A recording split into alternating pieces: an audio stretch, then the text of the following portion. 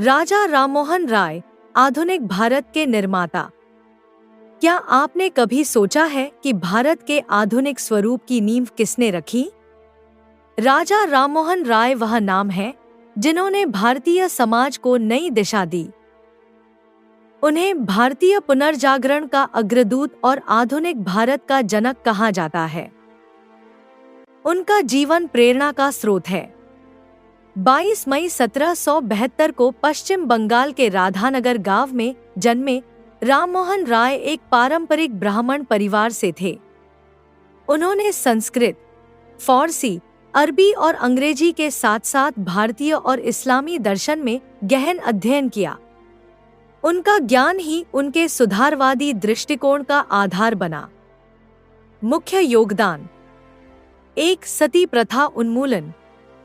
सती प्रथा हिंदू समाज में यह प्रथा थी जिसमें पति की मृत्यु के बाद पत्नी को उसकी चिता में जिंदा जला दिया जाता था। सुधार का प्रयास: राममोहन राय ने सती प्रथा को अमानवीय बताते हुए इसके खिलाफ आंदोलन चलाया। उन्होंने इस प्रथा को समाप्त करने के लिए British governor general Lord William Bentinck से आग्रह किया।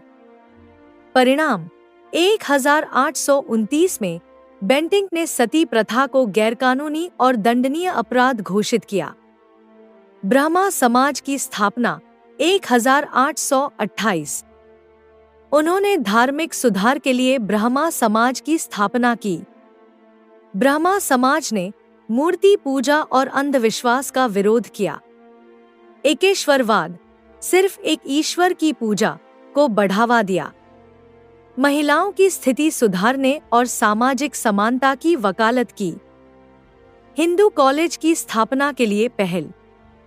1815 में राजा राममोहन राय ने हिंदू कॉलेज की स्थापना के लिए तैयारी शुरू की। इस कॉलेज का उद्देश्य था भारतीय समाज में पश्चिमी शिक्षा का प्रसार करना। यह कॉलेज बाद में 1817 में स्थापित हुआ और इसमें अंग्रेजी, विज्ञान, गणित और दर्शन जैसे विषयों को पढ़ाया गया।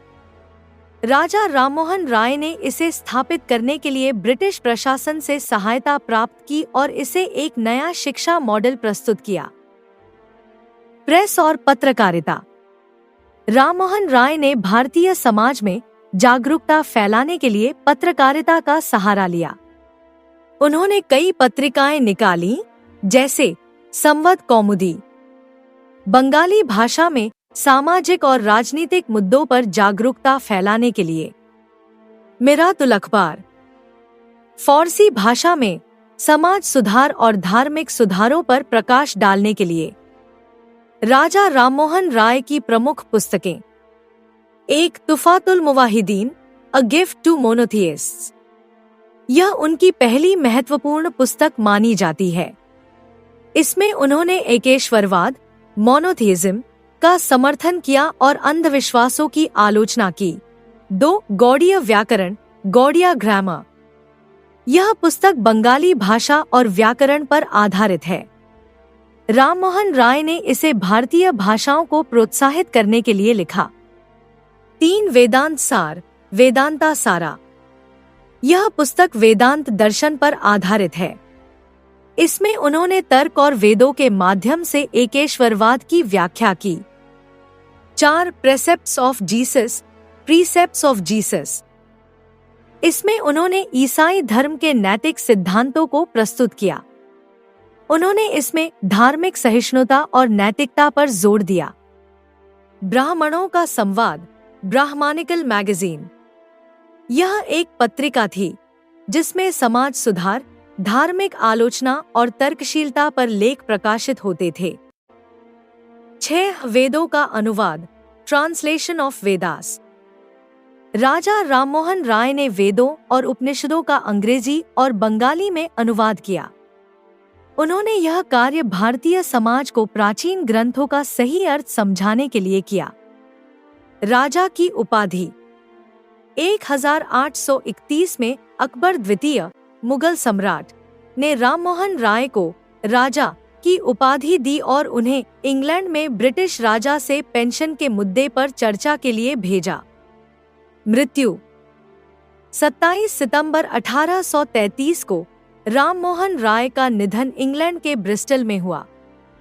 राजा राममोहन राय सिखाते हैं कि साहसी सोच और ज्ञान के बल पर बदलाव संभव है।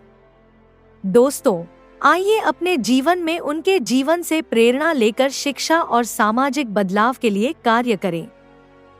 इस वीडियो को लाइक और शेयर करें और उनके विचारों को फैलाने में हमारा साथ दें।